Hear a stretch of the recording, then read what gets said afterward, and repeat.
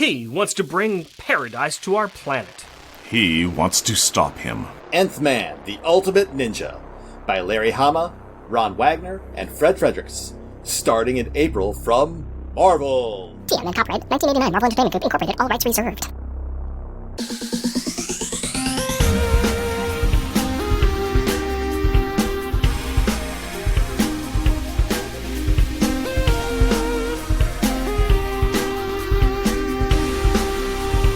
Welcome, dear listener, to our podcast. Jeff and Rick present Unpacking the Power of Power Pack, where we journey through each issue of the most underrated Marvel series of the 80s while drinking beer. Analyzing awesome and amazing adolescent adventures and absorbing alcohol. I am Jeff.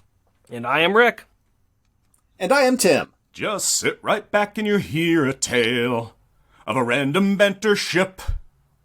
Random banter time, my friends! Talk to me. Tell me tall tales or exciting adventures. Tell me of your pandemic plan. With the Rick and the Jeffrey too, and the Tim Banier and his wife, and Clark Kent and Bruce Wayne, Professor Tim and Mary Tim, the comic books and Power Pack. I'm not even going to dignify that with an answer. Of course we know where that's from. Yeah. Do you know why? Ooh, I know why. I know. Okay. Tim, Guess, tell please. us. Because there's oceans. There are oceans. There are... What else are there? And there's things in oceans. There are, in fact, things in oceans. And things in the ocean that people live on. No. There's a guy in here who's wearing a captain's cap. The actual answer is because Kurt Russell, as a young man, guest stars on in this issue, I believe. I may have been reading a different comic. I'm not fully sure. You may have been watching Disney Plus. I don't know. Yeah, I'm pretty fuzzy anymore about what's happening in my life, so maybe it's that. Fair. And there's a baby Yoda, and they go to an island. To an island. An island. It's and not a 3-hour tour. No, it's not a 3-hour tour at all. They're on a boat. They go to an island. There is a professor. There's a couple. And their drive is longer than that. Yes, it is. 6 hours. Last episode, when we were talking to Jon Bogdonove, and he mentioned... You talked to Jon Bogdonove! Yes. And we didn't invite you. Yeah. What? We asked him a cheese question. We did it's ask like him you were a cheese there. question. Oh, you did? Oh, okay. yes. You can't not ask better. that cheese. Yeah, I know you asked that cheese question. Like, that Patreon money was... Exactly. I put that Patreon money up there talks. for that. That cheese cheese does talks. talk. Thank you. I'm like, all right. I've got notes here. I want to ask you about Power Pack, but We're going to ask you about Money cheese. walks and talks and wants to know about cheese. Exactly. Well, welcome back, Tim Price, our first double guester. That's double guester, not double cheeseburger. We should say that for the month of June, and the reason why he's here is that he made a very, very nice donation, which we matched to the bail fund, as we said we were going to do. We did that with all of our Patreon donations, but Tim, he put his money on the line, and we matched that. Because of that, we also invited him back onto our show because it was such a nice gesture, and we really appreciated it. And also, we do like having you, man. You have been a very stalwart fan of ours for many, many years, and you always come through with comments, and it is always enjoyable to talk to you and see you, my friend. Yeah. Now, thank you very much for having me on the show again. I love this show, of course, so much, and always great to interact with you guys on the internets. And you were really doing a great cause, and I was glad to do my part. So, it's like, I know you're probably going after when I with the amount I put out there, and you're like, and we have to match this.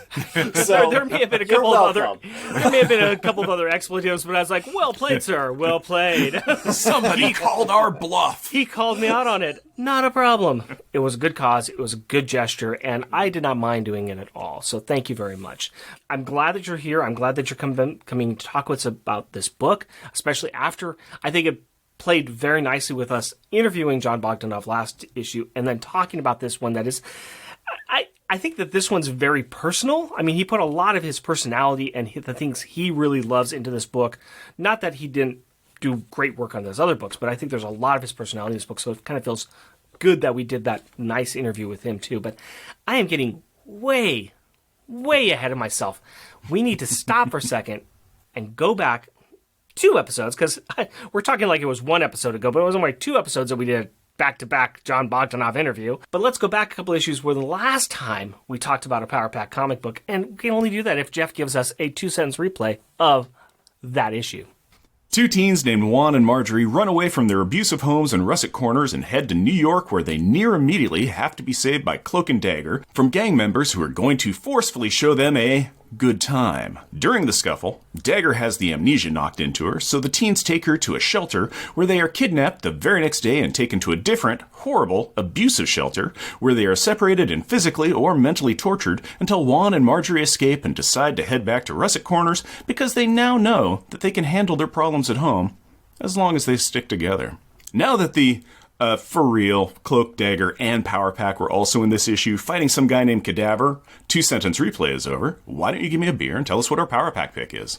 I think that you did a much better job of summarizing that issue than the issue did in telling its own story. Good job, Jeff. But to move that memory out of our memories, let's go ahead and talk about a beer. And I know that Tim, not only being quite a ways away from us, but also that Tim is not a drinker, Tim has brought something that is non-alcoholic, and I can't wait to see that. But first, Jeff, if you would like to release your beer from its captivity of paper bags and show the world what you got. All right, let's see.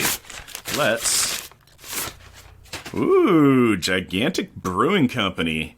Playdate. This is ale made with fruit aged in bourbon barrels. That is an amazing looking label on that. That is pink and colorful, and it's got a 3-eyed frog riding a 5-eyed rabbit in a box on a turtle riding on a golden cheese curly trail amongst a purple cloud filled with pink fanged dog giraffes with like 8 eyes each. This is a psychedelic mess, and it is lovely. It is not the Playdate that I would want, but it's the Playdate that I have. So why would I possibly choose a beer called Playdate for this issue? Because they're having a Playdate. They're going on vacation. And who are they having a Playdate with? Franklin. Franklin's coming back. He's getting to go on vacation with the Powers, his only friends. I thought it was because I was coming for a play date with you guys. Also because Tim has once again got the you figured it out when we didn't award. That's 2 of them. Two of them. Two of those awards because you figured out the real reason we're having a play date. There's 3 of us all together, and we're going to have a play date, and we're going to talk about comic books because that's what I want to do. So that is the reason I bought the beer, because there was a play date with Mr. Franklin Richards. But that's what we brought, and while we are pouring this into our glasses, Tim, why don't you tell us and the wonderful people out there in the world what you brought to the show? I would be glad to, and it's also amazing to me that I am your first double guest, and yet somehow I also like the only non-drinking guest you have on the show. So kudos to you guys for being open-minded in that regard, because I know it's like I appreciate that you being so kind to my sort. But what I brought here is actually, it says it's beer on the label though. Oh, it does. It says right at the bottom. It says ginger beer. Nice, good, good call. Ginger beer. I like me a good ginger beer. That's the same thing, right? Oh yeah, as what you're close enough. Yeah. This is Jones Cane Sugar Soda. Yep. Oh, okay. Jones always makes interesting stuff. And if you look at the picture on the label, you might see we have, I believe they are otters. Oh, yes they are. I'm like, is that a snail? No, it's a seal. Nope, those are otters. Otters. And that also does have, it's not directly related to something that we have in the book, but, there are wild creatures that play a significant part in this issue. So they have, of course, this particular brand, they have all sorts of pictures on all the bottles that are different. They don't have the same on any 2 bottles that I saw in my store. They have a whole bunch of different ones. So it's like I saw this picture. It's like, okay. No, you have cute animals on the cover of your beer, your ginger beer, and there are cute animals on the cover of this book that we are going to cover. So there you go. Jeff, what are you thinking about are very strong smelling because I should mention, too, that this is a Playdate by Gigantic Brewings. It's a cocktail beer that weighs in at 8% ABV and features fruity pomegranates and ginger, melded and mellowed by months spent in bourbon barrels. Can you tell that there are bourbon barrels in here, Jeff? It's a very flat beer. Mm-hmm. Yeah, it is flat. So it's a very flat beer. It's got a little bit of sedimentary in there, and it's kind of it's a translucent. Yeah, almost amber. Yeah, it's an amberish color. It's kind of like your classic honey color. Mm-hmm. Yeah, you open that up and you're like, there is definitely fruit in this ale. So you can really smell. It's pomegranate probably is a great descriptor for that scent, but it's like generic fruit aroma. Yeah. So you have that generic fruit aroma, and then tasting it's a little bit sharper than, it's not a real smooth beverage. I'm not really getting, actually, like a minute after taste is a little bit of the bourbon barrel. Yeah. I smelled more of the bourbon barrel when I opened it, but then drinking it, it seems like it has gone away. And you're right about that sharp taste. It's not unpleasant, but it's very... It's a puckerer. It's kind of pucker, and it's got that little cut of citrus in there. That's really good. That's really overpowering pretty much everything else. It's very much... You get the pomegranates, you get the sharpness of the citruses, and then later on, you kind of get that little bit of kick from that bourbon barrel. But that's what we're tasting. Yeah. What about you and the ginger? Really very good. It's a nice ginger flavor in it, and looking at it, it's like that is quick up to my light. That is a lot darker than your typical ginger ale. It's a very golden color through there, and it's not letting a lot of light through. So that's really pretty great, and it's got a lot more punch to it than your average ginger ale. So I'm liking it. Well, that'll keep you up because you're about 3 hours ahead of us. So that'll keep you up as we go into the wee night hours on this wonderful Saturday night. No, I need my beauty sleep though. We all do. I will get tired. I will get very tired as we go along. I need my beauty sleep eventually. If that's the case, man, we all need a lot of beauty sleep then. Yeah. And so let's go ahead and go along here. And now, Jeff, the opening credits, if you please. Power Pack, issue number 48, August 1989. Dolphin Dreaming. Credits: Jon Bogdonove, artist and writer. Hilary Barta, inker and embellisher inks.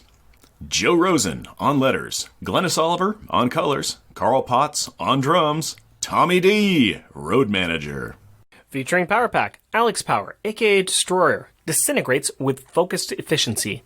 Julie Power, aka Molecular, mistress of density, floats with air-like smoothness. Jack Power, aka Counterweight, punches with percussive force. Katie Power, aka Starstreak, flies with musical grace. Franklin Richards, aka Tattletale, he's made his comeback! Hooray! Guest starring the Power Parents, barely concealed hippies who are now raising 4 kids that have superpowers. But they don't know they have superpowers. But they know the Fantastic Four have superpowers. Reed and Sue Richards, they have superpowers. But they are trying to live a normal life in the burbs with their child, who also has superpowers. Hey, Rick, what did you say about Franklin? What do you mean? Oh, I mean, what did you say about Franklin? That he's made his comeback? Don't call it a comeback. Franklin's been here for years, battling snarks and battling his fears, making Master Mold fall down like a buffoon. Listen, Powerballs, go boom! Okay, noted. I won't call it a comeback. Thank you.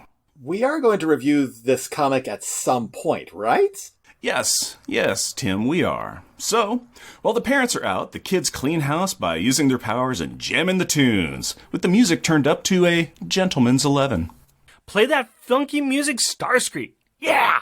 As Katie flies around with a boombox playing some old school Alice Cooper. Who is proclaiming that the educational institutions are dismissed for the months of June, July, and August. Thank you!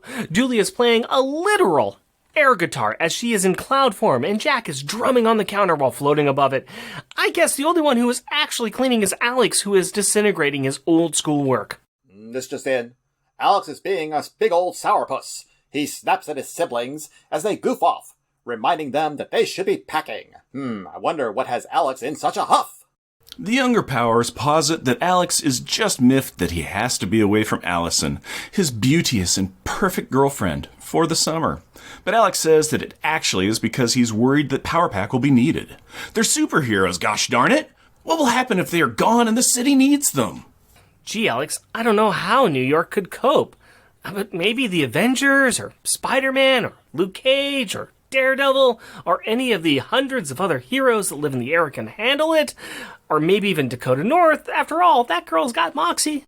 With a huff and a puff and a real mature tossing of a pile of foreshadowing. I mean newspapers. Alex storms off to sulk and brood like any good child working through puberty. It seems that Alex has been looking at some news reports of beaches being closed because of pollution. In fact, one of the beaches being talked about was the beach where they used to live.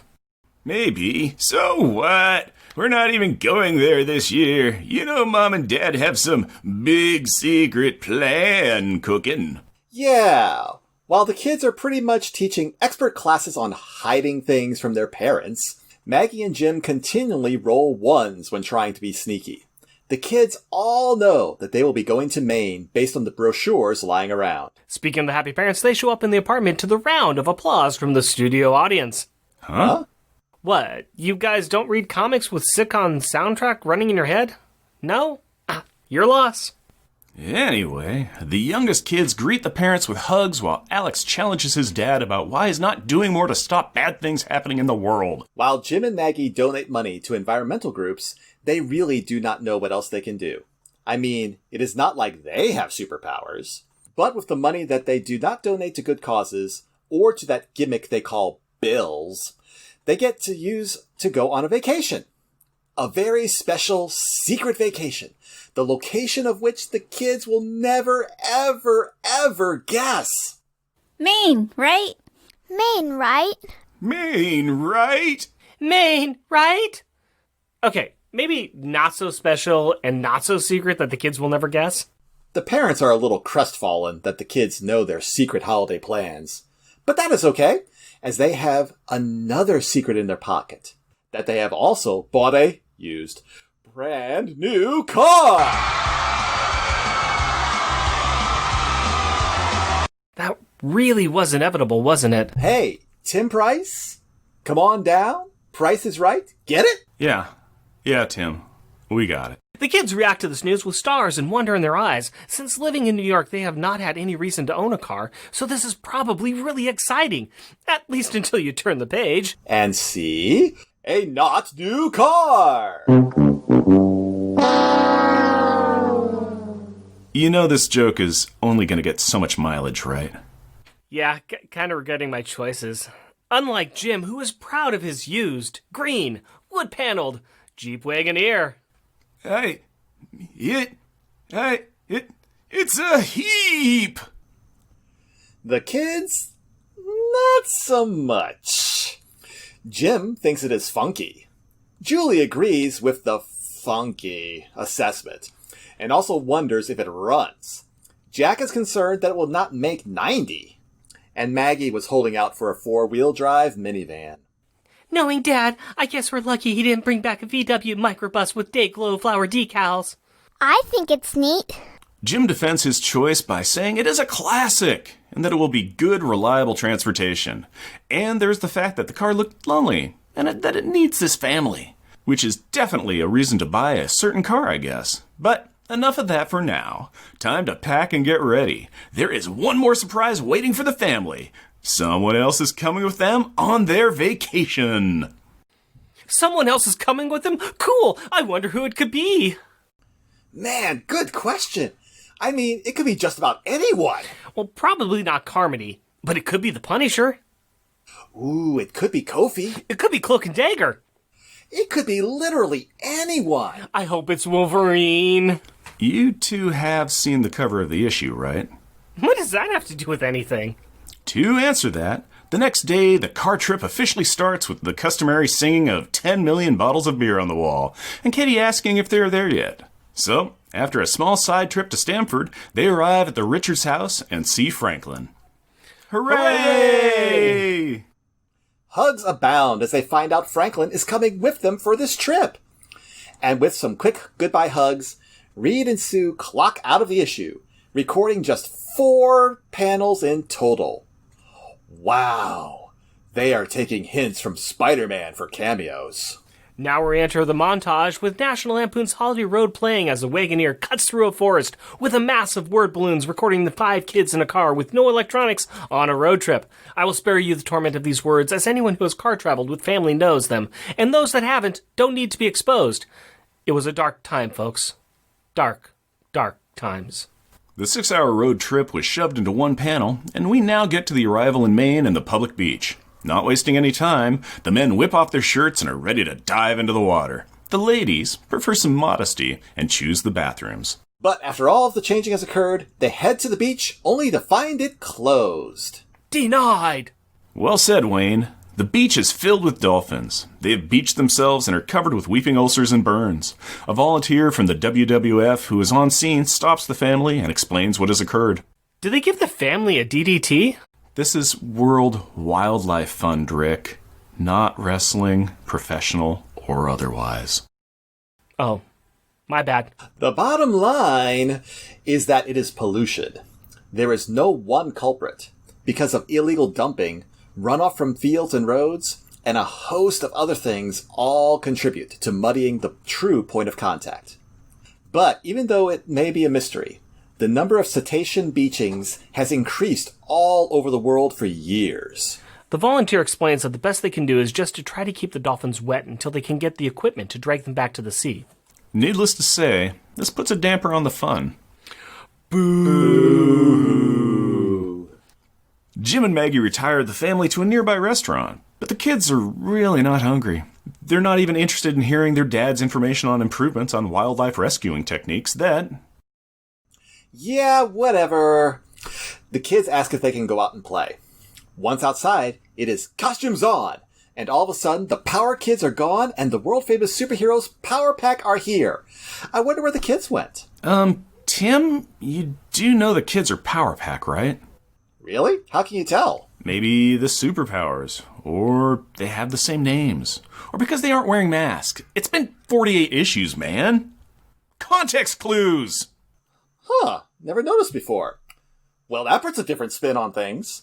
Anyway, using Julie's cloud power to cover their movements, the team hits the beach and gets to work. Jack and Katie double-team to lift the dolphins and place them back in the ocean, while Alex helps delete some rocks that are pinning a dolphin. And meanwhile, Franklin is talking to the dolphins, and they seem to be listening. Odd. More than odd. Frank seems to go into a trance as he is holding a dolphin. Luckily, Alex is able to grab him before the tide takes him away. The kids finish repopulating the ocean with dolphins, and Alex shoots off a power ball to scare the nice people that were helping on the beach. They then beat feet back to the restaurant and change back just before the Power parents leave the restaurant. Nice! The parents even get doggy bags for the kids, which is good, because saving the wildlife is hungry work. Later that night, everyone sleeps well in their tent campsite. Well, everyone except Franklin, who's having unsettling dreams. Insert ominous music. Why did you just not edit in some ominous sounds or have me do a music cue or something like that for you? Lazy and tired. Plus, I thought this would be funnier. It really isn't. Well, now this is just awkward. Thanks, Jeff. Hey, wait, how's this my fault? The next morning, the traveling Power Berries pull up on the dock of the Laura B. They unload all of their supplies into the boat. You see, the last surprise the parents have is that they will all be spending the next 3 weeks on Monhegan Island in a cottage with no phones, TV, or electricity. Doesn't that sound like a great time? No, it doesn't. Oh my gosh, how are the kids going to listen to our podcast? That sentence and concept actually just gave me a headache. And speaking of not feeling good, Franklin is still upset, and he thinks it is because of the dolphins. No time for that now. They have to make it to the island dock and are soon admiring all of the random non-player characters they can soon interact with. What a bunch of characters! And in no time at all, as they're exploring the island and talking about all the hiking, swimming, and great outdoorsy stuff they can do, Jack makes his position known. I'm bored. When can we leave? Like all parents, the powers try to excite the kids by pointing out that the island is full of kids that are not bored. And as if on cue, a small parade of kids go by in a cacophony of noise. Rumble, crash, zoom, crash, drop, trample. Meanwhile in outer space, Home of the mostly forgotten subplot. the book jumps to a one-page break where we see our favorite herd of horse aliens discussing the continued deterioration of Friday. For those who may not remember, Friday sacrificed himself way back in Power Pack 25. The kids were able to find Friday's spark, but now, before they can install the smart chip conscious into a new body, it is failing. And the techno-healers, Beryl and Lord Yurik, are about ready to give up on Friday surviving.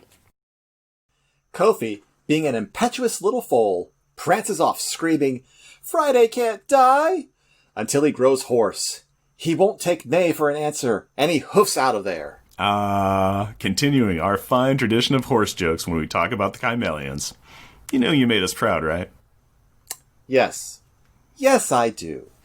Kofi has an idea. He thinks that the only hope Friday has of recovering is out among the stars. So he does what he always does, and steals a spaceship to complete his self-appointed mysterious quest. I wonder where he's going and what he's looking for.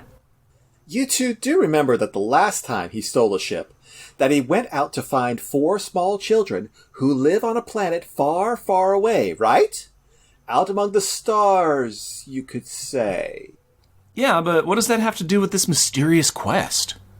Okay, let me put it this way. You two do remember that this is a Power Pack comic, right? Yeah, but like Jeff said, what does that have to do with this mysterious quest? I would like to say that it has a big something to do with it.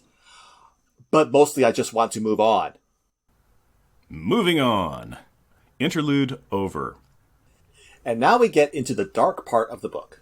Because it is night, the pages are mostly done in black, and it is a bit creepy. I was really wondering where you were going to lead that sentence to, but it just kind of led you there instead, didn't it? Well, I blame the scriptwriter for not drinking enough coffee. Oh yeah? Well, watch or listen to this. Night has fallen across Monhegan Island. The quiet sounds of nature fill the pleasant summer air. The cozy cottage offers the visitors a blanket of security and peace. Even the jaded power boys have come to recognize that it is affecting them in a positive way as they lay in bed, commenting that their friend Franklin is sleeping and appears to be having a happy dream. Meh. I give it a 6. A 6 is generous. You get a 5 from me. It was bunk. If I were there, it would be a 2. Moving on. Franklin is asleep, and he is dreaming, and his dreams are in black with yellow highlights. He dreams of dolphins swimming in the depths. He does not dream of dolphins. He dreams he is a very young dolphin swimming with his family. But I don't see a pipe-smoking, number 4 wearing dolphin going off to do super science. Are we sure it is his family? It is, because I think he is dreaming he is a dolphin with a dolphin family. Not a dolphin with a fantastically superpowered dolphin family. Although I really want to see that comic book now. 2 things. 1, I see what you mean. And 2, I also agree with you. The dolphin dream goes deeper than a normal dream, and in fact, is one of his special dreams. He is the dolphin, experiencing their language and understanding it to be an ancient song of life and love. He is truly immersed and integrated in this dolphin family, and as such, is not just shunted off to another book for plot convenience and abhorrent parenting skills. The peace and tranquility is interrupted by a bad taste in the water, and this dream, this beautiful dream, turns into a nightmare. The baby dolphin begins to feel nauseated and dizzy. He tries to ignore it, and he struggles to keep up with his family in their desperate flight to outrace the spreading, cloying miasma. With child-eyed bewilderment, he tries to understand why the sea, the dolphin's medium of life, would suddenly want to hurt them. Franklin, as dolphin, begins to experience sickness and dying, so that he may breathe. The other dolphins buoy the listless baby up, the way all dolphins do, refusing to accept death. But many others are sick now too, rolling on the poisoned soup. They begin to sink. Soon there are more dying than are left able to buoy them up. Pink mammalian lungs exhale air for the last time and fill with the thickly toxic water. Those left with strength enough turn and head for shore to plead with their tormentors. The others drift to the bottom, a silvery gray snow settling onto the poisonous silt. Ultimately, even a mother's strength is not enough. The weight of PCBs and hydrocarbons, heavy metals and radiation, human sewage, disease, and garbage takes its toll. Blind and sick, she falters only slightly. Her baby slips, and the cold little form drifts into the darkness below. Flashback to the cottage bedroom where Franklin is choking, gagging, and sobbing. Jack and Alex try to wake him from this horrible, horrible dream, but they can't. And Franklin is dying. Cliffhanger. Join us in 2 weeks for the next issue, The Wasting. And on that happy note, da-da-da-da-da-da, hey, it's the themes of the issue. It's Power Pack packaging time. Yeah, I can't segue that. That's the best I can do. Yeah. Yes, and now in this sorrowful time, let's talk about this colorfully bright issue cover. It doesn't look fun. They're riding dolphins. You could too. Yep. Yes, they are. They are riding some dolphins. We are talking about this orange and yellow sunset above an ocean, and it says, Franklin's back, Power Pack. And you've got 5 dolphins hopping through the ocean gleefully. On top of one of them is Julian Jack. On top of another one, looking scared for his life, is a freaked out Alex. On the front and most center one there, you've got Katie with Franklin behind, and they're just smiling like crazy. And then there's another one kind of bouncing off to the side. I guess there's just 4 dolphins. Yeah, I'm there's sorry. 4 dolphins. I was doing a quick counting there. Guys, say what else you will about this cover. It's great. It's colorful. It looks like it would be amazing and fun. It looks like you look at it and you're like, oh, they're going to have this beautiful, fun maritime adventure where they're, it's like, hey, maybe it's the dolphins from the Boulder Crusher, issue. and the dolphins remember them and they're like, but they've got their translators and it's just like, we want to thank you. Come with us and we shall take you on a fun merriment ride. And they go, hey, it's the dolphins we rescued. Yay. And it just looks like it's just going to be just the best, most amazing, magical time. It's going to be like Elsewhere, but without the trippiness. It's just going to be this just lovely vacation. Where sometimes you go on vacations and you're just like, what was amazing about that? Everything is right in the world. I'm so good now. I'm so centered. And that's what this cover looks like. Tim? It's a beautiful, fun cover. I agree with everything there. It's like, and the dolphins just look wonderful. It's just evokes such happiness and the kind of kids' fantasy of playing with the wild creatures sort of thing. It's great. But the nerd in me has to focus on the fact that the colors of the Power Pack costumes are all their original costume colors and not their current costume colors. Yep. It's just right there, but hey. Somebody didn't get the memo. Yeah. Yeah. That someone may have been Jon Bogdonove. Who traded their costumes in issue 47. Yeah, exactly. For them. So who knows when this cover was made? Exactly. Yeah. It may have been done previously. Who knows? But there are changes that do occur. There are changes that occur in books all the time. And a lot of that has to do with exactly what power levels are what. I mean, power levels change in superhero comics. There is no consistency. Never. And one of the things we should talk about right away is inside the book. Apparently, Franklin's power set now includes telepathy with animals. Yep, he's an animal talker. Yeah, which is new, but he's got that nebulous sort of dream power. He's got godlike powers, and we just are putting that as one of the godlike powers. Yep, and he can talk to stuff. Okay, that's cool. He can dodge snowballs and talk to dolphins. I'm better with the dodging the snowballs. Tim, what do you think? You don't. If you think too much about the comics, what the heck? What the heck? It's no fun anymore. What are we bothering? They have mystical costumes that come from a dimension of cartoon characters that were given to them by a space horse, and look, the science all mashes up. Yeah, I mean, come on. It's like you want to talk science. This, it's like Superman, where this weather makes me feel good and that weather makes me feel weak. It's like this sunburn is nice and that sunburn is bad. So it's I'm allergic to that rock. Whatever. Yeah, it all works. You can't look at comics and it's the standard D&D kind of answer that I always give, where people are like, well, this rule doesn't make sense, or this creature doesn't make sense. And when your answer can be fireball, where it's just like magic, you can fireball. It's just you got to hand wave a whole lot of stuff. I'm just wondering what Franklin was eating for dinner if he now can talk to animals, because that's a whole nother problem there. I'm pretty sure he did not order a dolphin burger before he went out and talked to the dolphins. That would be poor taste. We'll say that it is because they are a intelligent mammal. We can say that. I will buy that, no prize. That is acceptable to me. It's within the psychic realm of communication, where he can't do it with humans, but it's just, or he does with his projection power. But so because the dolphin isn't human but is intelligent, it is like it's a sidestep of that, where it's like, oh, I can communicate with them, except I'm going into the dolphin's mind palace instead of an astral realm kind of thing. Well, it's like we now got Franklin. I think he's becoming Deanna Troi. I love it because on page 17, it's like he's got the fingers on the template. He's like, yeah, costumes off. They're paying their bills now. So it's like, I'm really concentrating now. Back when I first read this back in the day, I just loved it. I love the concept of Franklin now being an animal empath. I just love the whole concept. It fit in with the other kind of mental, the quasi fuzzy, wiggly, wobbly, timey-wimey mental powers that he had already, and just kind of like give it another little dimension to it. It's like, oh, I loved it. I was in all the way.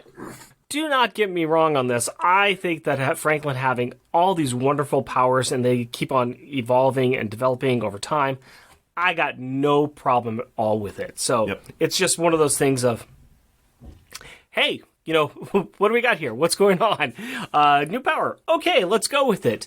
On a whole, I do enjoy everything about this issue. I think that it is set up very well. I think we've had the setup for this entire trip from a long time now. The Power Parents have laid down all of the groundwork that we are going to go to Maine. We're going to go to Maine because Jon Bogdonove wants us to go to Maine. Mm-hmm. And they've gone to Maine. We've got the trip, the montage trip to get there. And they get to this island, and like I said at the very, very beginning, Jon Bogdonove loves Monaghan Island. And I think that it is not so at all, and especially since our conversation with him last 2 episodes, he explained that the reason for this is that he just loved this. This is his spirit place that he goes to whenever he's feeling bad, whenever he's feeling sad, and this is a place that he went to a lot, and they lived there for a while. Yeah, it's when he thinks of home, that's where he thinks of. Yeah, this is a very special place in his heart.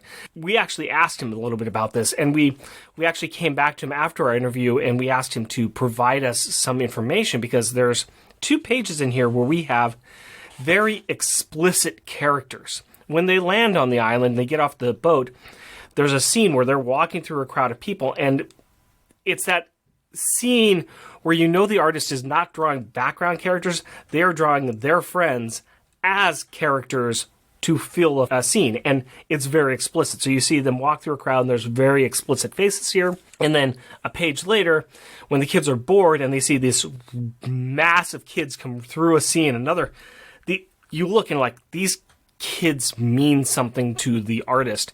So we asked him, like, what's the deal with this? Who are these people?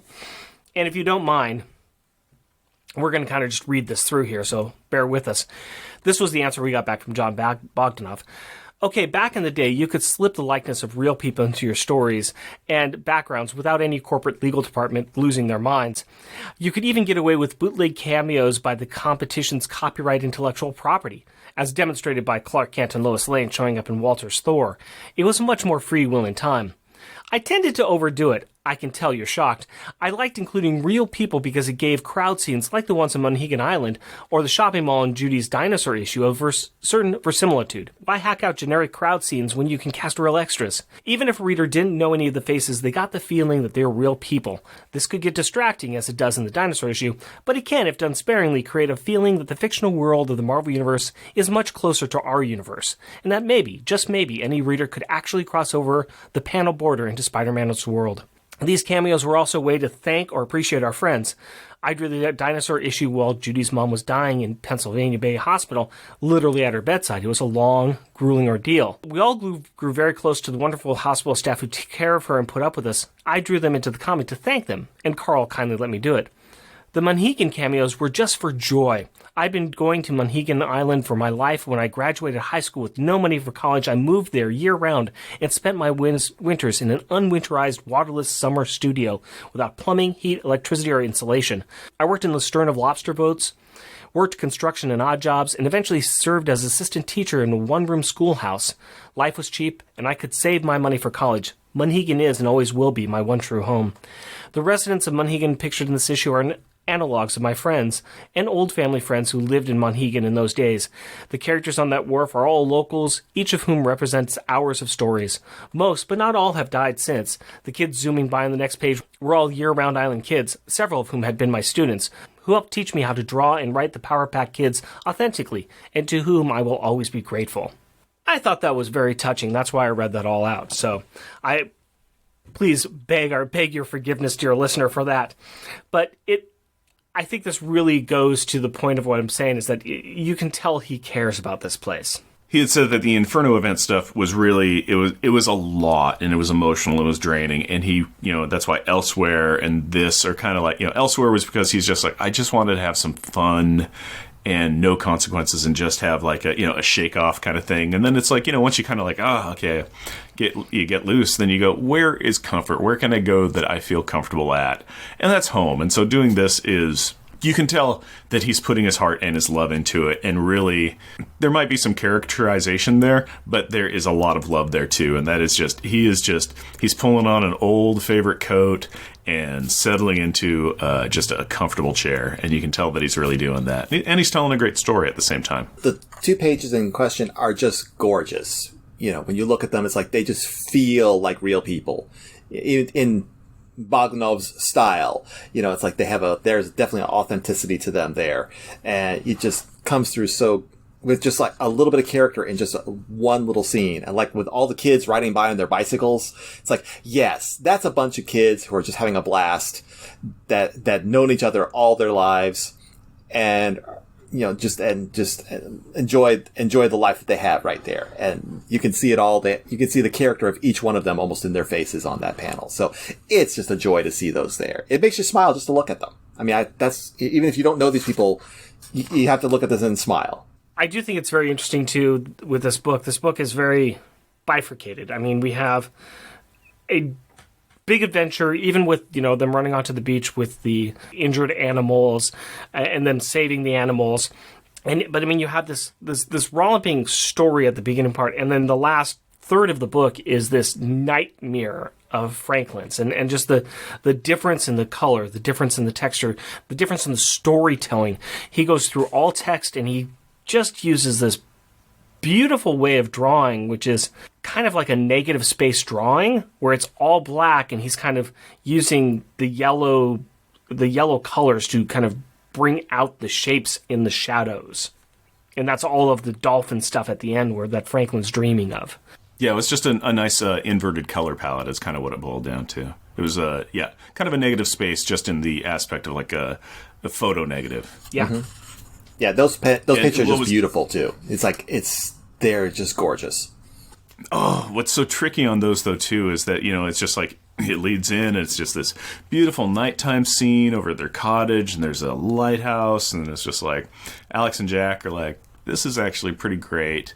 And hey, look at Franklin, he's having good dreams. And it is a good dream. He's dreaming of being a dolphin and a dolphin family and learning a language he never knew about. And it's just like, you're buoyed up by the water, and it's just this beautiful, peaceful, it's like the serenity beneath the calm of the ocean. And you're like, this is really cool.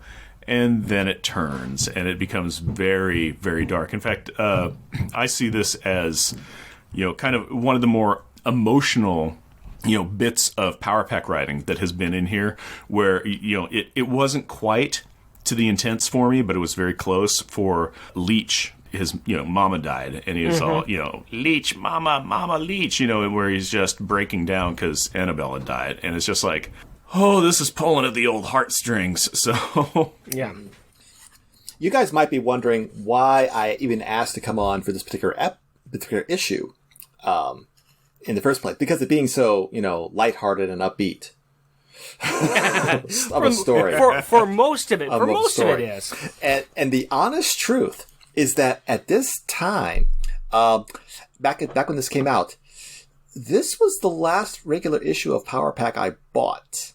And it was like I was just finishing college, starting my trying to find work and all that sort of stuff. And so like things just got cut, and I'm not going to say it was smart, because when I look through this issue today, it's like every page is artwork in this book. Every single one of them. You go to any random one, and it's like, these are fantastic. Bogdanove was knocking it out of the park on every single page in this thing. And so, why did I not buy the next issue? I was not a smart person. I was 21 and broke. No, but it's not that. It is there are stages in your life where even things that you enjoy and love and are dear to you, you let them slide just due to inconvenience or circumstances, or have to. And like you were saying, we're at that fresh out of college, 21. You're trying to get everything organized. You're trying to figure out where your place in life is going to be, where you're going to be, who you're going to be, how you're going to afford to be that person. And it's kind of, it's that I got to get all my ducks in a row. And some of those ducks might not be at the spinner rack or over at the comic shop. Well, it's like I was buying a lot of comics though, too. So it's like, just select things, sometimes get cut. And I will, just also to be honest, the little mercenary side of me is that my college roommate and I got our own place out, shared a place as well to, get under our feet. And he was still buying Power Packs, so I read his copies. That works too. There you go. But it's like, That's, but it's like, I just look at this issue today and I'm going like, man. Speaking of the floppies, though, if you did not buy this floppy, then you are missing out on something, because there is a nice little surprise in this that you are not going to get on a digital copy. And that is, in the back of the book, the pick of the pack. This is where people can write in. Back in the day, they used to, pen to paper, write in and send it in, and it would get, fans' letters would get printed, and that they'd get a response back. And this is a little bit of a special one, because the second one listed here, Jeff, if you wouldn't mind going ahead and reading it for us. Our very own Charlie Rose proves that he is an OG Power Pack fan. Because he has a letter that's in here that he wrote. And he fully admits, he goes, it's very, it's coming off Inferno, and it's very much what you would expect from like an angsty 13-year-old. So, but he's in here, which is amazing. Why don't you go ahead and read it to us? Dear Power Pack, I have a few suggestions which I think you should consider. 1. Scratch the parents. We found out in issue number 44 what would happen if they found out. 2. After you stick it to the... 2. After you stick it to the parents, you can 1. Have them live with X Factor. 2. Go to the New Mutants. 3. Go to Reed and Sue. 4. Let them live in Friday. When and if he comes back, he can be bigger and better and can adapt to Pack's every need. 3. No power transfer. 4. More school life and social life. 5. Getting new and better costumes with masks. No booties. I hate the booties. 6. More Franklin. 7. More professional villains. 8. Have another issue with a mutant and let it be someone they know. Johnny, Allison, Jenny, and Ruth. 9. Childhood and teenager problems. Braces, cavities, getting a little plump, bad grades, and more teenage situations. Hint, hint. Well, that's all for now. I expect you to use at least 7 out of 10 later. Oh yes, I'm not as cruel and heartless as you think. See, Rose. Tim, can you read the response, please? Are you saying you want us to kill off the Power Parents? Inflict cavities, braces, and probably zits on the kids? And you are not cruel and heartless? As the botanist once said, with fronds like these, who needs anemones? So, congratulations, C. Rose. Well done. You Well have done. been immortalized. Bravo, Charlie Rose. Yeah. I just think that is so cool that one of our listeners is literally an original fan. and had a letter published. I think that is so neat. I never wrote in on any of the letter columns, and I really kind of wish that I had. Yeah. Kind of thing. And part of that is just to say, lately I've really been thinking, I'm like, there's so many creators of things and actors and whatnot that have done stuff where I'm just, they may not want to hear it, or that maybe it would really help them, where I just want to go, hey, thanks. That really meant a lot to me. It helped fill some of my time, and it helped make me who I am, and it filled me up. And I want to thank you for what you did. Yeah, it hasn't been until I've been an adult that I've actually gotten something posted in. I've gotten something in June Brigman's run on Captain Ginger, and I think I got something on the new West Coast Avengers. They were putting in tweets, and I got one of my tweets put in there. Actually, I got one of our tweets because it was from Jeff and Rick Presents. I think this is very neat, and it is kind of cool, just like anything else, to look back and see something you wrote a long time ago and like, oh my God, what was I thinking? Yeah. Ooh, that was 35 years ago, and I was a kid. My life has changed. I am not that person anymore. And you might be surprised to hear this with what I do nowadays, but I hardly ever wrote into comic books when I was a kid. Because I also was like looking at the letters that were there, and it's like, I don't know how what to say. I like the book. The book be good. It pretty artwork. I didn't know. And I'm talking when I say a kid, I mean like in my 20s. I still wouldn't know. That'd be about how eloquent I've been that as well then too. So it's like, and I'm trying to make up for that now. But as a kid, let me put this with you guys. I think that there's many things in our lives that we have regrets on not doing when we had the chance, and if we could go back and make that change, we could make that change. And I mention this because I find it as a nice segue into my library card. Finding the literature in the comic book. And I was really struggling on what I was going to do with this library card for a while. But then I realized yesterday, before we actually recorded this, that I had really not prepared. I had to come up with something. So I took a step back, and I remembered a book that I read a long time ago. This was probably about... now I'm thinking about it, it's about 20 years ago, actually. I remembered this book, and I remembered how it kind of synced with something else that was in the comic that we just read. And with our recent conversation with Jon Bogdonove. It's called Notes from a Small Island. It was written by Bill Bryson. Now, it's not about Monhegan Island, but it's about Great Britain. It's a humorous travel book about the author's final trip around Great Britain before he leaves back to the United States after 20 years of living on that island.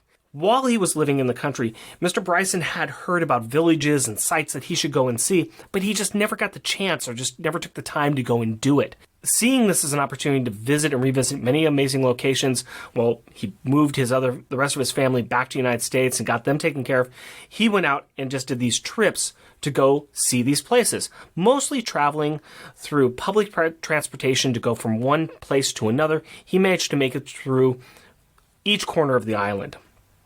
And as he did his journey, he would record his interactions, he would record his troubles by going to these places on public transportations, and also making some historical observations about the journey.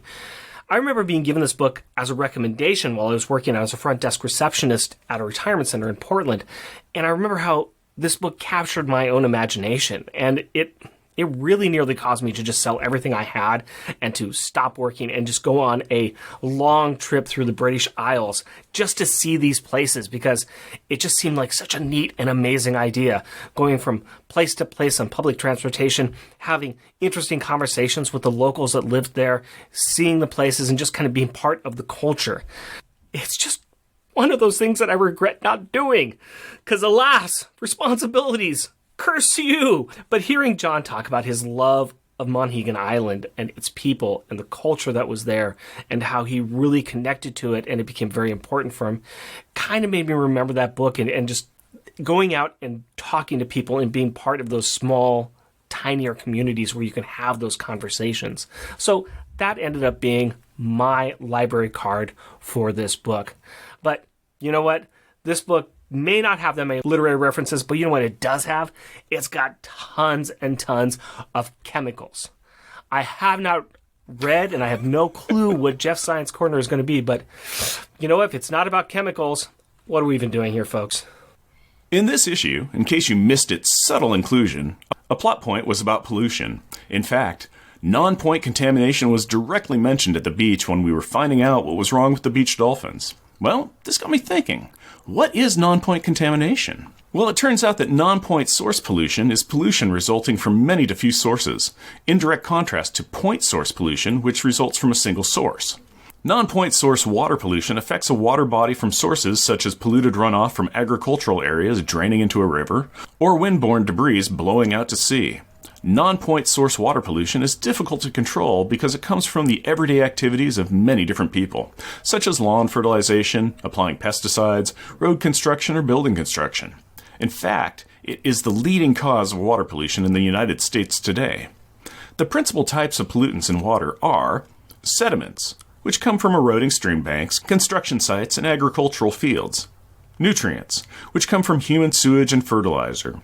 Toxic contaminants and chemicals, which come from mining operations, industrial operations, and landfills. Pathogens, which come from poorly managed livestock operations, faulty septic systems, improper handling of pet waste, and human sewage. So, that is what non-point source pollution is, and some of the things that can cause it. Let's try to keep the world clean, folks. After all, it is the only one we got. And that is this week's Science Corner. See, that's what I like to hear from you. Some hard science facts. And you know what we can do with those science facts? We can create a bigger, better, more awesome refrigerator that we can place all of the pictures that we find in these books on. It is time for Refrigerator Gallery. Welcome to my TED Talk. This is my TED Talk. I want to talk to you today about a refrigerator. No, not how it works. No, not about its contents. We're talking about the artwork that you put up on it with magnets or stickers. Darn tootin'. So, this is my TED Talk. I have a small child who gives me things that are endearing to me and me only. Our house is filled with artwork. Help us. Okay, so, Refrigerator Gallery, what piece of art in this book needs to be on that family refrigerator? Tim Price, what do you have for your funny backup? Well, you know, it's one of those things that I can't help myself. I always try to find one that you guys won't pick. I can't help it. Let's see. Let's tricky try sometimes. For my backup joke, let's go to page 4 and to the second panel where we have it's not an exciting image, but we have the whole family reacting to the used car that the parents have bought. And the reactions on all of them are just wonderful. Jim is proud. Julie is rolling her eyes. Jack is stunned. Maggie is, oh honey, oh honey. Alex is resigned. He's resigned. Alex is He's almost near tears. Yeah. Well, or that's teenage. And Katie, yay! Oh yeah, Katie was super happy. But what's funny about Alex is that he's the one, in the when they found out about the car, his thing is it cool? Yeah. He was looking for the cool car so he can be the cool older brother that gets to, oh, that's a sweet ride that you get to go in. Exactly. And I forgot the title of the panel. The title is Read the Room, Jim. But Tim, they're outside. But they're in a panel, which is like a room. Yes. It's a room on the page. Hate to disappoint you, Tim. That's my top funny one. Oh! Well, that was my top funny one. Car reaction. Yes. It is a fantastic panel. I love it. And the art in it is great. It's neither my backup nor my top one, but I'm going to say that it's both now just to make Tim feel worse. I call this one because Tim picked it. Yep. Well, what is your backup one, Jeff? My actual joke backup one is on page 17, and I call it, Take That, Good Doers. So this is in the very center panel, and this is after Power Pack is gone on the attack to help save the dolphins, and, Julie clouds up. Alex is disintegrating rocks to free the dolphins, and everybody else is hauling them out to the ocean and everything. Since Alex has been disintegrating stuff, he's glowing like a beacon. People working on the beach are they're like, hey, there's a shape over there. It's kind of like what is that? Is that a person? And so he shoots a Powerball off just to get rid of, his energy so they don't see him, and all the people on the beach are like, oh, it's a ball lightning. It's always weird, and it's kind of a phenomenon. Alex didn't shoot this Powerball straight up or into the ocean or away from people. He shot it at this beach of people, so it is like arcing just over their heads before shooting up into the sky. Well, so, to be fair, he is a teenager, and he is a serial killer. All teenagers are. Well, obviously, yeah, I know. Yeah, it's he starts fires, he kills little animals, he wets the bed. I know. We've read his. We know what happens in the later issues. We know what happens. Normally, I wouldn't worry about this with a superhero, but we've seen that the Energizer Power's aim isn't the best. It can be either super accurate or erratic as all get out. It is like a 2 10-sided die chance on where this is going to go. Yeah. And it's the only way it's going to go when it want the right place when you get like that 11. Well, my backup one is on page 3, and it is the top corner. It's the top corner. Oh, I'm a page 3 for something. Let's see. And the top corner page is called Not Walton Weezy. Not Walton Weezy at all. This is not Walt Simonson, not Louise Simonson. This is not Walton Weezy. Move along. Yeah. Nothing to see here. This is my top. It's top left panel. I call it giving up all pretenses. Yep. Yeah, it's the Power Parents coming in, and they've gotten their hair cut recently. They've had a makeover kind of going on, and it is Walt Simonson. It is Louise Simonson. It is Walton Weezy. Mm-hmm. Yep. Yeah. There's just no. Before they were like analogs. They were representatives of. Mm-hmm. It was it was kind of like a shh. Yeah, those are them, but they looked different. Yeah. Mm-hmm. They now do not. No, they're just leaning into that as hard as they can, and it's beautiful. It is beautiful. I do really like it. Yep. Was that your top one for funny? Yep, that's my top joke. Yep. All right, so I think that just leaves us with one joke left, and that is Tim's. Okay. That means I have a shot at you not having picked this one, right? I think that's what that means. Yeah. I think the math... We've each stepped on each other's toes somehow, right. So yeah. I'm going to go to page 8 and go to the top panel on page 8. All right? And I call this one the happiest notebook in the world because we have the Power family driving in the car, and there's Franklin dead center, and there's a thought balloon coming from his notebook that says, "Oh boy, I'm so happy." Oh, I didn't even put. Yeah, I always saw that. I'm like, I'm so happy for little Franklin. I'm so happy for him. But the thought bubble does come out of the notebook. You were correct. Yeah. No, that is a fantastic picture. That would kind of that was on my radar at some point in time, but that is only because the picture at the bottom of this page, the bottom of page 8, is my backup best one, which we happen to be on now. So I'll go ahead and drop it.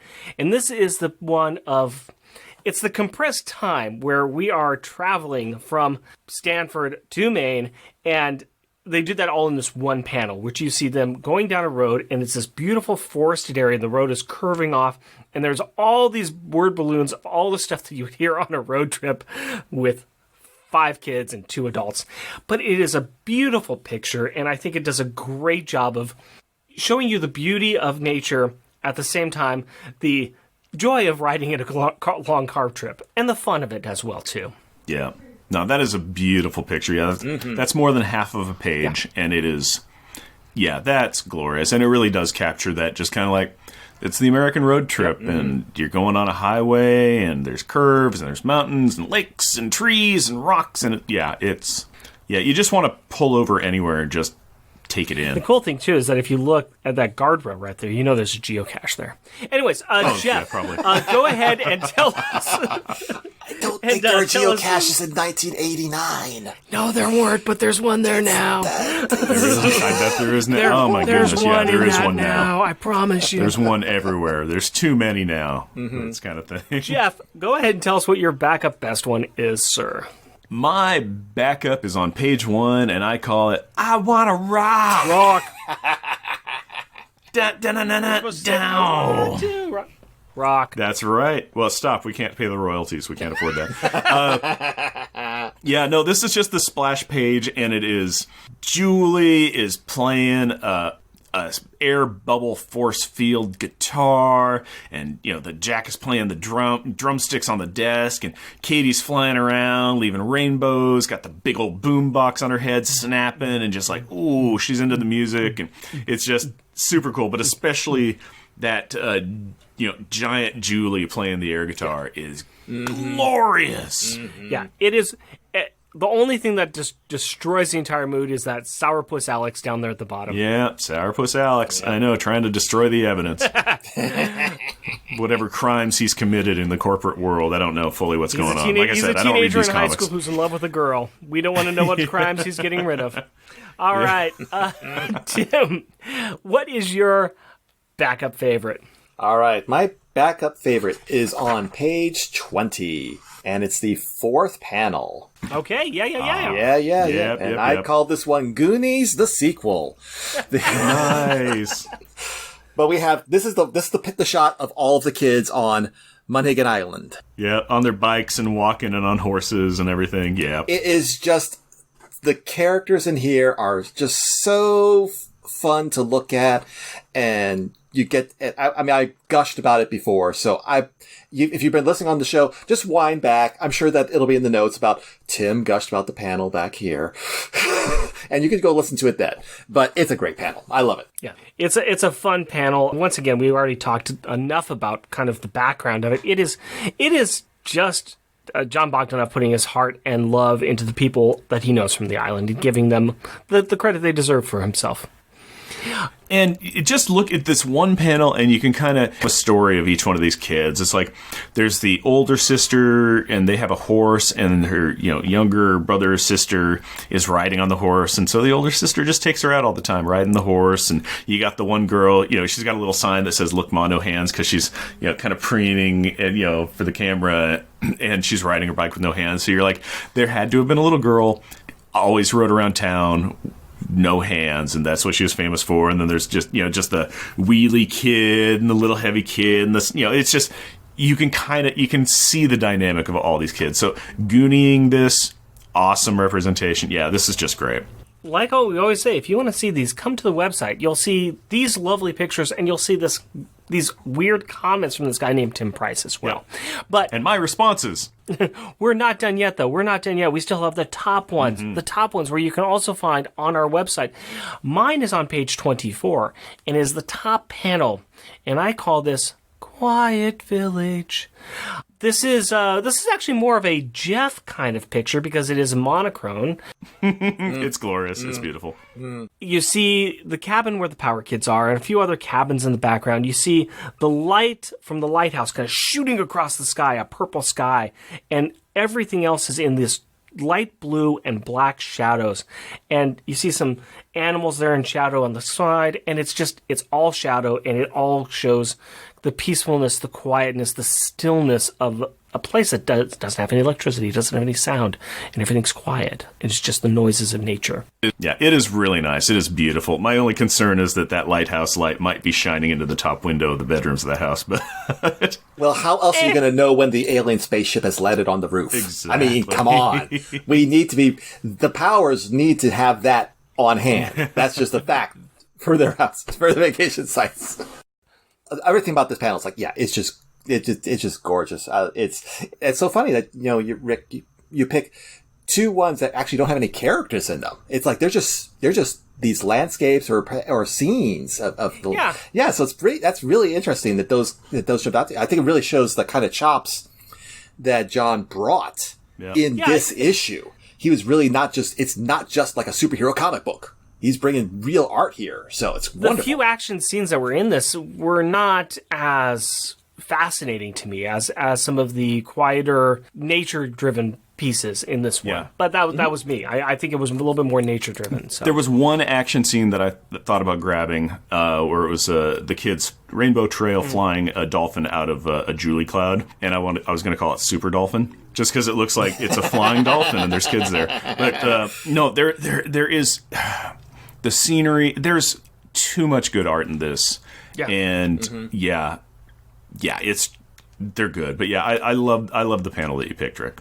All right, go ahead then, Jeff, and tell us what your best one is. My best one is on the next page, page 25. I'm noticing a pattern here. Yes, we're all right around the same Mine thoughts. is in this same neighborhood. Ooh, well, I guess we're going to find out where, see if we tipped into that as well. Mine is the top panel on page 25, and I call it A Glimpse of Things Beneath. Nice. And this is the dolphins swimming in the water at night with just the yellow, hashing on them to show shape. And it is, 'cause if you look at it, if it's dark in the room, it is really hard to see what's going on. If you're in a well-lit room, you're like, oh, I can totally tell. But I was, I'm reading this stuff and trying to write for the script and stuff, usually very late at night. I have lights off, so I'm not bugging the family as much as, as I could. And so there's times where it's like, I can barely see what's going on there. And this is one of those instances because it's nighttime underwater in the ocean. And it's just like, you just get just that taste of what's going on. You have just the glimpse of, there's things there, but it's not scary things. It's peaceful things. And I just thought that was beautiful. Just as like, oh, especially when you figure out, you're like, it's dolphins and they're in the sea. And it's a mother and a baby, and you're just like, yeah, this is... I was in Hawaii on a kayak, and a school of little spinner dolphins, came swimming by us, and it was just like, this is so amazing and perfect and just the right thing, and you just want to reach out and just hold on to that moment for as long as you can, and that's very much one of those moments right here. Okay, well, we'll go from that nice, peaceful thing to whatever the heck Tim says. Tim's going to be like, where all the dolphins die and the water's toxic and it's just barrels spewing out toxins and everything's dead. And then I'm going to add another panel and just Franklin's just choking to death on his nightmare. And that's And my it's top so pick. metal. It's Yeah, so it's metal. so metal. Oh, I just ripped my shirt off and flex. Tim? No, that's not what I did at all, man. What's wrong with you? What's wrong with you? Well, we don't have time for that, man. We don't have time. What do you got? What's your best one? We're going back to page 24. To the bottom panel. I call it Sweet Dreams Are Made of These. Perfect. Half of the panel on like a diagonal is Franklin's face, but it's that silhouette. So it's like, he's got, as you said, it's that negative space thing because we only have like the blue light from nighttime, giving us the texture and the shape of his face. But on the side, we get his dream of the dolphins and the light of the sun coming down onto them, and then the shadows forming from the dolphins. And it's the same sort of thing. I love this. Love the Actually, I'm going to interrupt you for a second. I'm going to interrupt you for saying it's not the sunlight. It's from the lighthouse.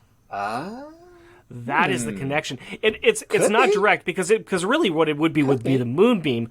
But I think the connection I think it'd be the moonbeam, actually. Yeah, I think it would be the moonbeam. But I think the connection is because you see the lighthouse on the top panel.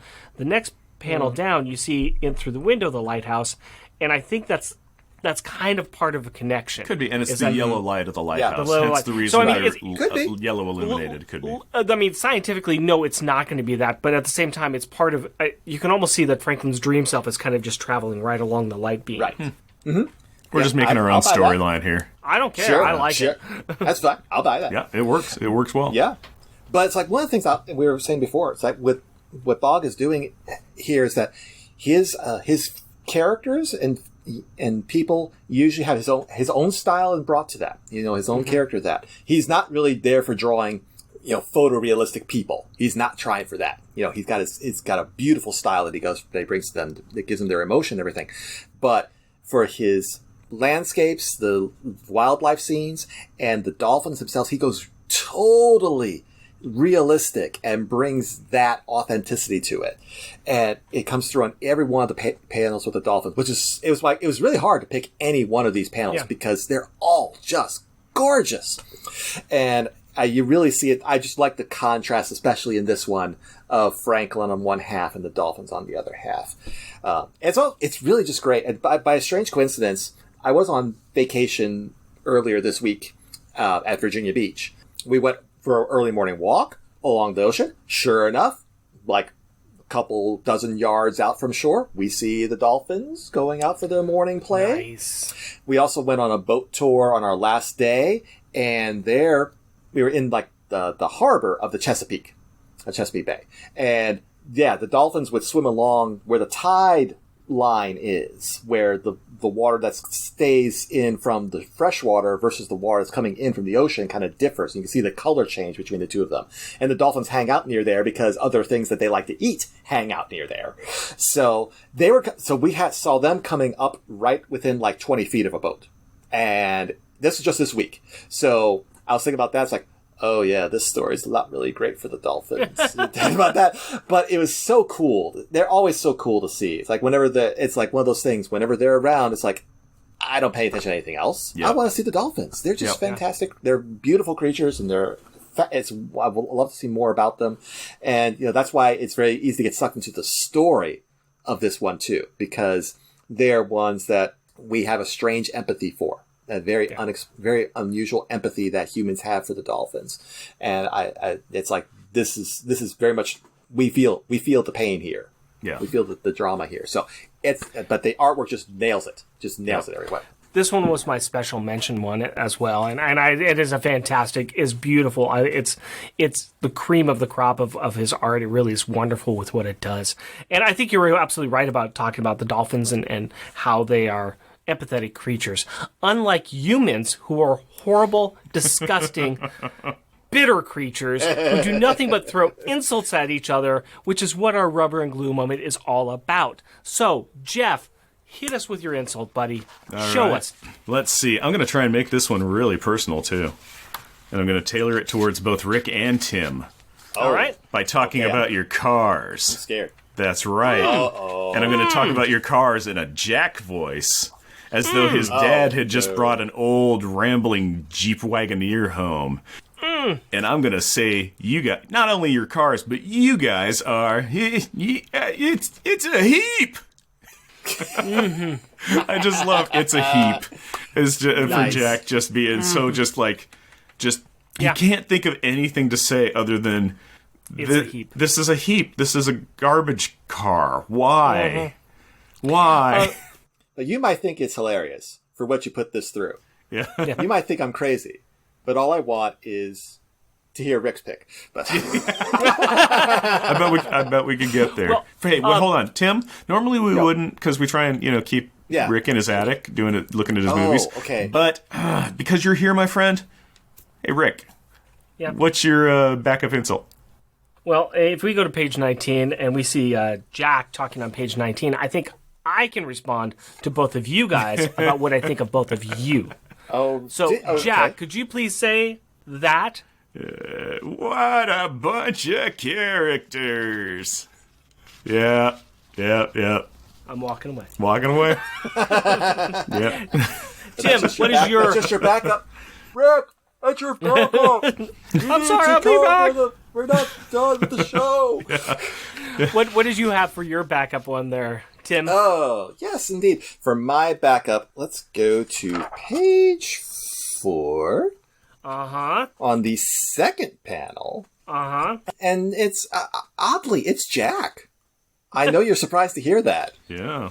It's like, oh, gee, I bet it doesn't even do 90. Yeah. And there's 2 reasons why that's a good one. 1, it's insulting Dad's car. Yes. Yeah. Yes. 2, Jack is co-opting G from Alex. Everybody else has. That is an insult of the highest magnitude. He's already bogarted the gravity powers. Yep. Now he's going to bogart his catchphase. I'm like, I know. His what next step are you doing? I'm going to give you some spoilers that I'm going to make up. In like 3 issues, he's dating Allison. No. Yeah, he steals his older brother's girlfriend. Wrong. I know, it is harsh. There is this dark spiral with Alex. Wow. And lessons does are have a not way with the learned. ladies. And that's literally how Power Pack ends, where the family kind of disintegrates because Alex just can't look at his brother who's doing so much better with Allison. Then that sounds, if that's not right, I don't want to be, I don't want it. I want to end the thing. Well, I normally would be Jeff's turn here to tell what his top one is, but since we're on this page, I don't want to go off this page without doing mine because we're already here. And this is going to be the same panel you just had, and it's Alex. And it's Alex's response back saying, "Knowing Dad, I guess we're lucky he didn't bring back a VW minibus with Dayglow flower decals." Alex is dropping out and calling his dad an old hippie. Yep, That's yeah. what Alex is doing there. And I kind of respect him for that. I was thinking you were going to pull Julie's, which is, funky, definitely does it. Yeah. I like the slow burn there of just Alex saying, "You're just an old hippie." Yeah. It's That's just like all you are. It's just that sad realization. It's like, I shouldn't have expected anything better than this. This literally is the highest that the bell curve would go. Yeah. The median is a microbus. Yeah. And it's like at teenagers' age, it's like your parents are somewhere between 30 and 70 years old anyway. Yeah. So they remember the Revolutionary War probably. Yeah. So it's like anything's fair game in terms of that. Oh, yeah. And the kids are starting to hit that age where it's just like, who my superheroes used to be? My parents. Now you know who are not, but are probably the lamest people in the world?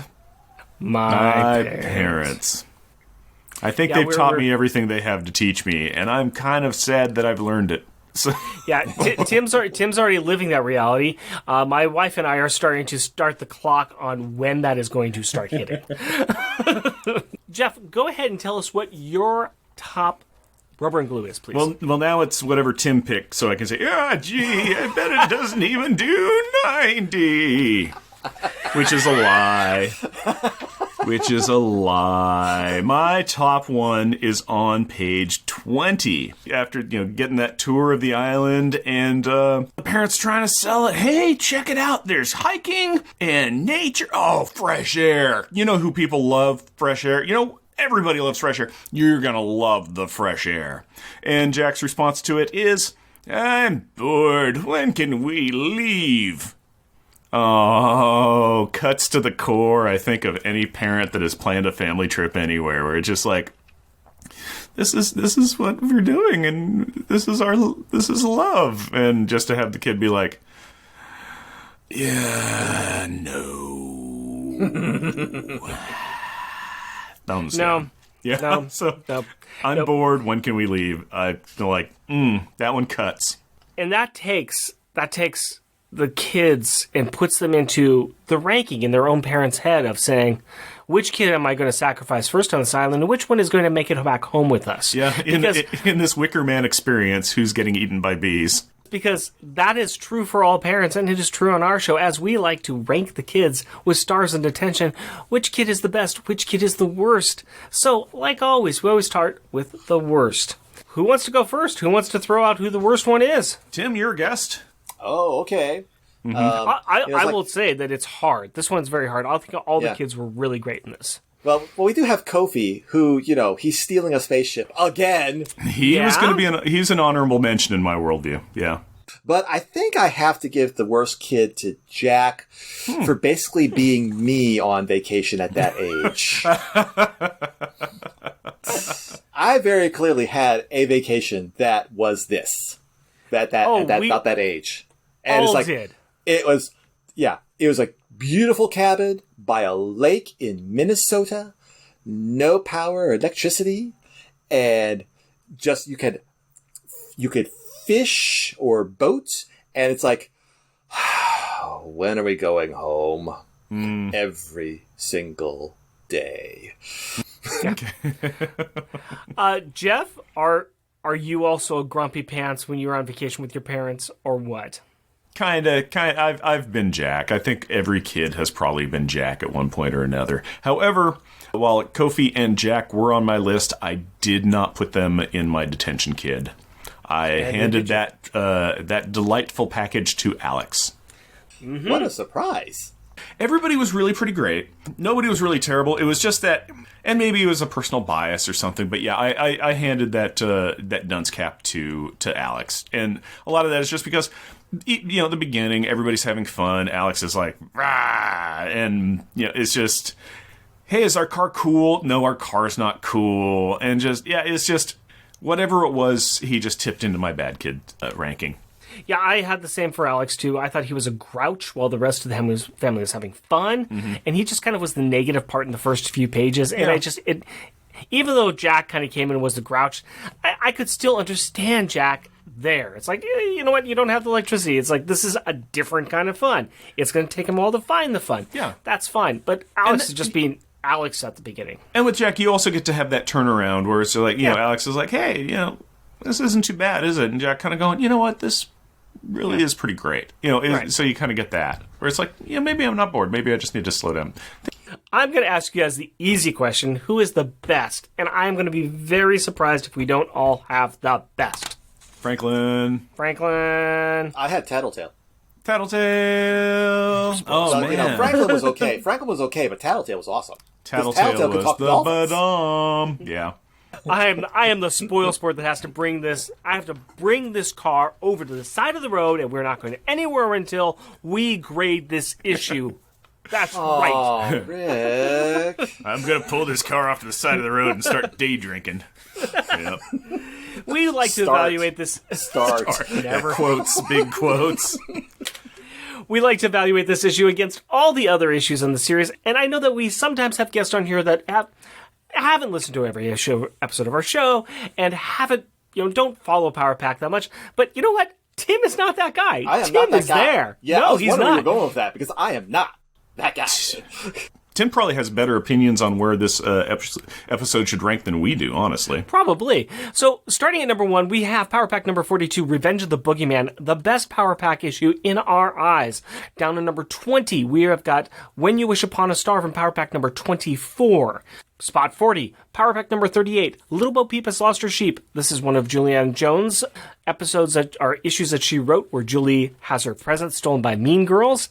And all the way at the bottom of the list, we still have X Factor Annual number 2, Man in the Moon, just slightly beat out by the last one we covered, which was Power Pack and Cloak and Dagger Shelter from the Storm. Gentlemen, where do we start the bidding? I'm going to roll on up here a bit. Well, hold on. Is it better than X Factor Annual number 2? This is going to be a point of contention. Yes. Let's move up a little bit further.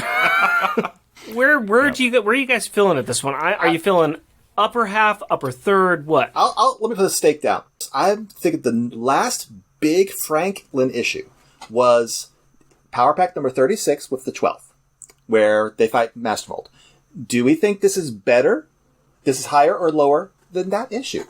That is a fascinating point to start at, and it's a good issue as a benchmark.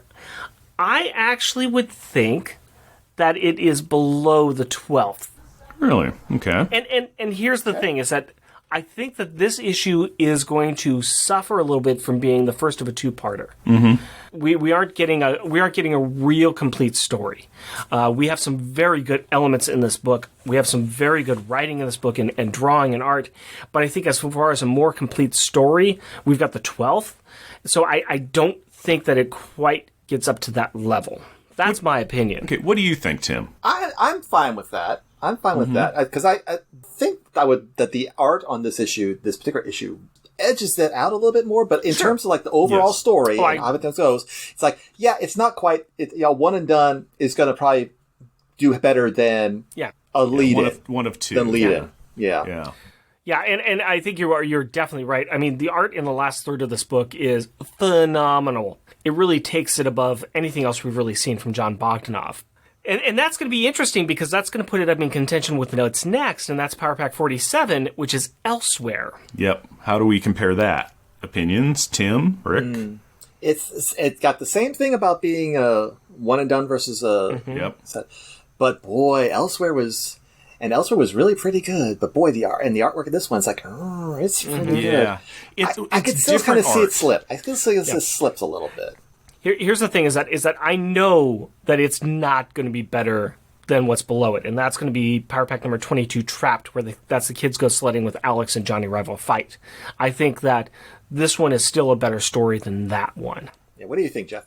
So you think that Sick Dolphins is better than Punching Sleds? Yeah, them punching bullies. The punching bullies. Yes. I'm good with that, this being the new number 17 and being above the sled trip. Because that was fun, and it did have a good Franklin thing in it, and that was the tie-in to, I believe, the snark capture and all sorts of stuff. Yeah, I'm good. I'm fine with this replacing that. Is that good with you, Tim? Yeah, that sounds good. Good spot for it. I don't think it could pass up Elsewhere. I think Elsewhere is so good, but it really gives it a good contention. That's a good spot, and that was a good way to start. So thank you very much, Tim. So this is the new number 17. Excellent.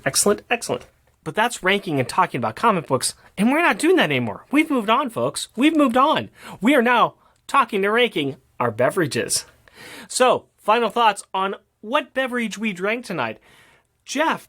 I have a bottle of Gigantic Brewing Company's Playdate, ale made with fruit, aged in bourbon barrels. And how did that grab you throughout the night? It's okay.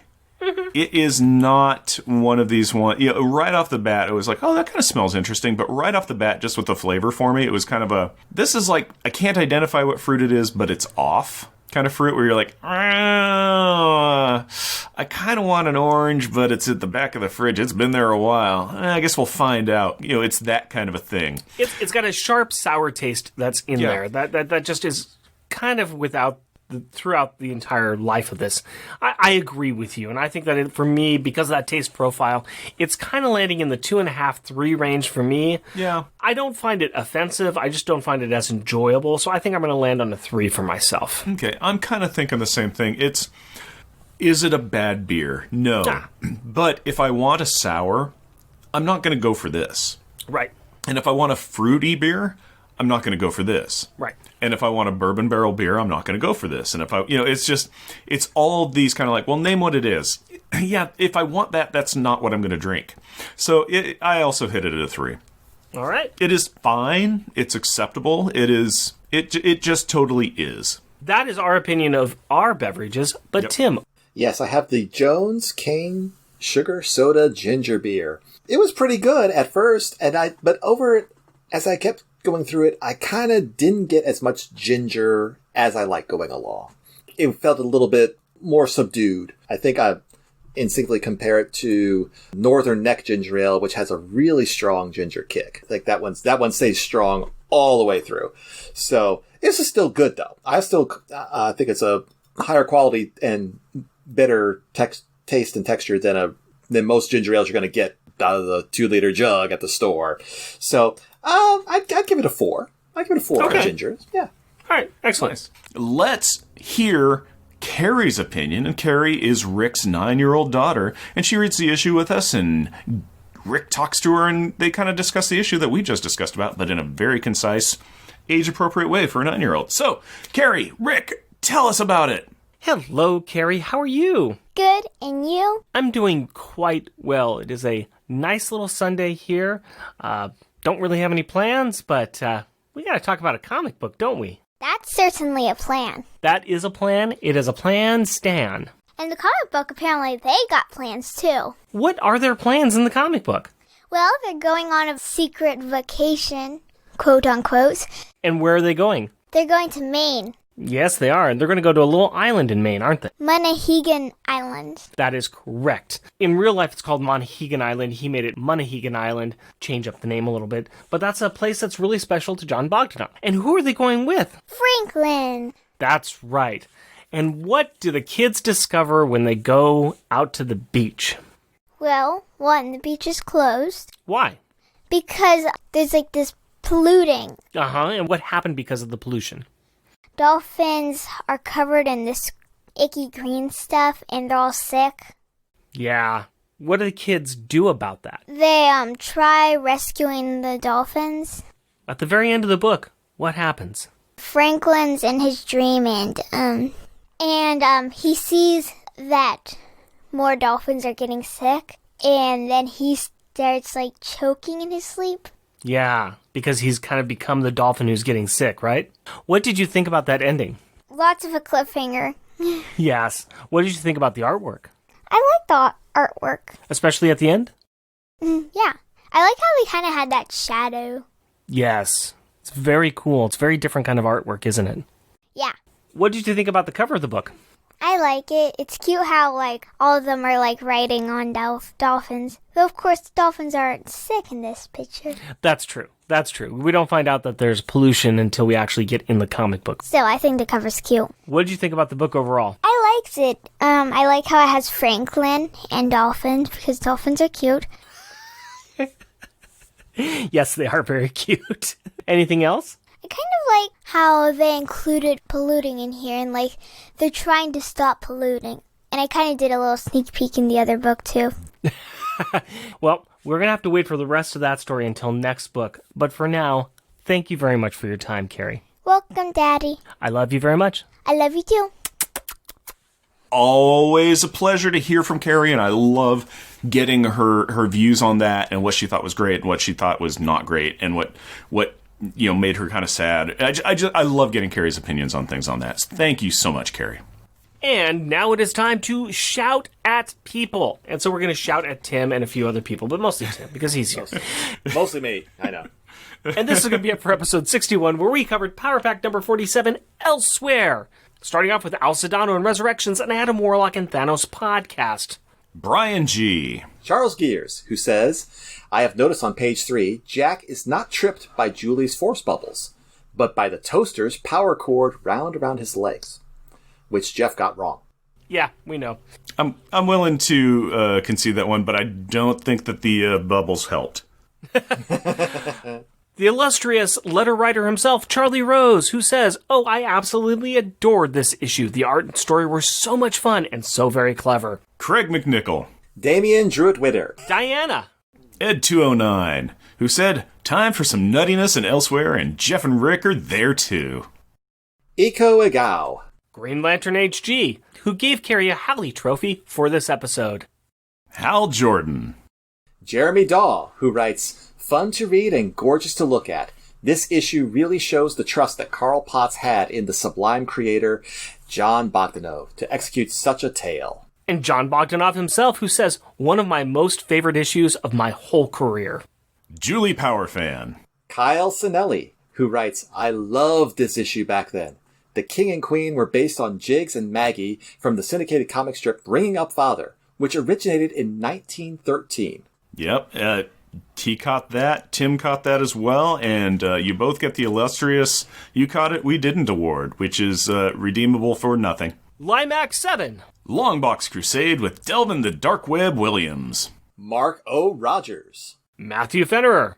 Sailor Bear Zodar. Scarce at Near Fur. Sean at the Secret Wars and Beyond podcast, who says this is my favorite post-Wheezy issue. Just delightful. Somewhat Abnormal. And he says, one of my favorite issues just because it's so freaking barmy, but also now that I'm older and technically wiser, the implications of this for the MU, like a lot of Pack things, are sadly unexplored. This is Just to Say, who writes, even as an adult, this issue was weird as heck. Time Prince, the Pod Keisher. Hey, Oh, wait, sorry. Hey. Tim Price, the Pod Crasher. That's better. Worst comic podcast ever with Colin Stapleton. Zach Rabaroff. Now, it was pointed out to us that we should have annotated some of the characters that appeared in this issue. And somebody even said, now forgive me if I missed you guys talking about this, but I expected to hear you mention the identities of the characters in the kingdom, as they're from old comic strips. The king even made a sly reference to King Features, the name of the newspaper comic syndication group. The two guys who bring chairs to Katie Bosco are definitely the stars, Mutt and Jeff. The king and queen oracle I had to look up to verify, but I believe they are Jiggs and Maggie from Bringing Up Father. But you know that already, right? Because there's no way I caught that, and you didn't. Of course not. That would be inconceivable. Gosh. Whoever the guy who wrote this. Sounds like a genius. You guys have such great fans. You are so lucky to have such intelligent and literate fans listening to your show. I'm assuming attractive as well. I would say so too. Yeah, intelligent, attractive. Yeah. Mm-hmm. Jeff, I don't think your screen is working. No, in all honesty on that, everybody that listens to us, we respect you so much. And if you catch things that we don't or have opinions on things that varies from ours, bring them to us. No, that is wonderful. The fact that, a couple of people, and especially this obviously handsome individual themselves, bringing us such amount of content. I mean, it humbles us because it shows how much better we could be. So whoever this mysterious Tim Price person is, thank you. Thank you so much. And as you can tell, too, we got a lot of comments about Elsewhere. Elsewhere is a fabulous issue that a lot of people love and a lot of people hold very dear to their hearts. Yeah. But I think we're done talking about this issue, and I also think we're done talking about that issue. Going forward, be sure to check out some of the other shows that we do, including our on-again, off-again junior agent submissions on MI6 rookie agent episodes of On Her Majesty's Secret podcast, and my new show, Monthly Monday Movie Muckabout, on the Longbox Crusade Network. And we have some merchandise available on Redbubble. Go to redbubble.com and search for Unpacking the Power of Power Pack. Hey, Tim, where can people find you on the interwebs? Well, I'm glad you asked. You can find me on Twitters very easily at TimPrice17. I'm also the regular co-host on the Batgirl Cassandra Cain podcast on the Right On Network. It shares a feed with the Huntress podcast, so you can find us that way in all of your favorite pod downloading, casterings, shenanigans. And you can find our website at thehuntress.podcast.com. Thank you very much, Tim.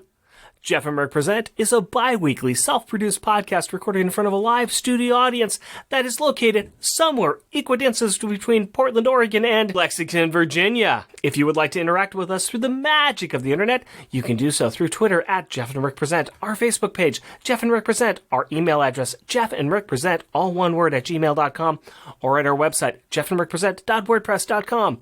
Also, our YouTube channel is Jeff and Rick Present. And if you would like to help support our show, we are on Patreon. You can find us at patreon.com, Jeff and Rick Present, all one word. We are also a proud supporter of the Hero Initiative, and we will be donating 10% of our Patreon donations to this great cause. We encourage everyone to give what they can to this worthwhile organization that helps the creators who provide us with such great content. Go to heroinitiative.org to find out more. Please, please, please rate and review us wherever you can. Tell all of your friends about us. Find some podcrashers that you like and tell them as well. And share your love for us on social media. And as always, we want to thank the powerful people in our packs. My wife Cindy and our daughter Carrie. My fiancée Hillary and our daughter Aurora. My wife Mary and our daughters Ginny and Elaine. We love you. Until next time. Costumes off. Our theme music is 80s Action. Also featured in this episode is Nightbreak. All music is by Kevin MacLeod at Comptech.com and is licensed under Creative Commons by Attribution 4.0 license.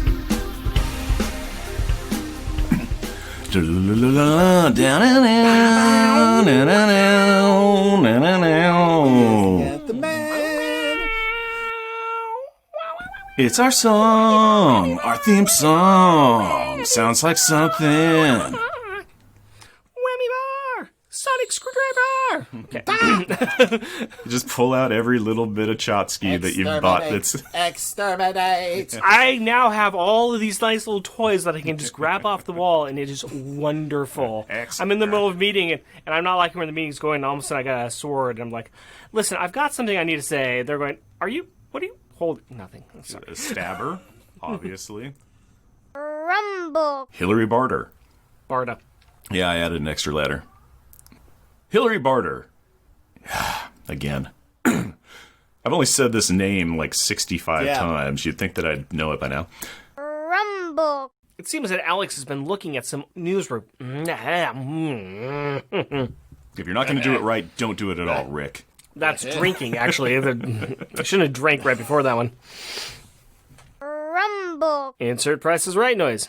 I've only heard this joke all of my life. It's so great. I'm so glad it still makes people laugh. And you're leaning into And my murder is on the way.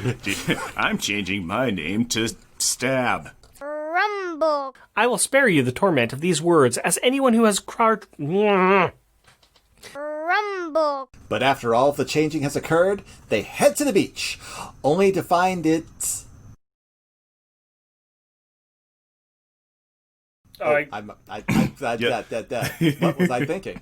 I went right off the rails. Yeah, I just saw like it you're there, like- and I just kept the pier was there. And it's like the bridge is up, and Look, the GPS said take a right and drive down the pier and keep going straight, and that's how you get to England. yeah, don't get old, guys. Here we go. Working on it. Too late. Rumble. But even though it may be a mystery, the number of cetacean beaches, beachings. Beachings. Did you ever know that you're my hero? hero. Sorry. All right. Continue. I want to hear. I like music. And then we'll all sing along. It's good. All right. Now I'm going to get back to it. All right. Rumble. Sorry, that's yours. No. I'm sorry. Hey. Nope. Hey. Let's all do that My line. bad. It's all of our line. All of us together. All of us in just a jumble. Rumble. And now we get into the dark part of the book. Because it is night, the pages are mostly done in black, and it is a big... I was doing so well there. What the heck? We'll fix it in post. Right, You'll here we go. sound like a hero. Yeah, that's all right. So, that's what the editor's for, right? Exactly. Oh, I want to throw one I'm more. the talent. I don't have to. Why should I have to worry about this sort of stuff? I'll be in I'm my the talent. trailer until this is written Come better. on.